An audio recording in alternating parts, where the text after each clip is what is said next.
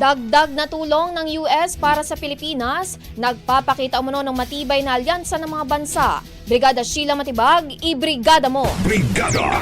Live report!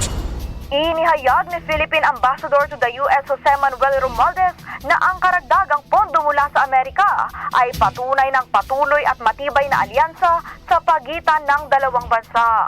Kaugnay ito ng paglalaan ng US ng karagdagang $250 million bilang suporta sa mga programa ng Administrasyong Marcos na layong tugunan ang public health challenges na kinaharap ng bansa gaya ng tuberculosis at maternal health. Ayon kay Romualdez, higit nitong pinalalalim ang ugnayan ng mga bansa, lalo pat isinagawa ni Pangulong Bongbong Marcos ang katatapos niya lang na official visit sa Washington noong July.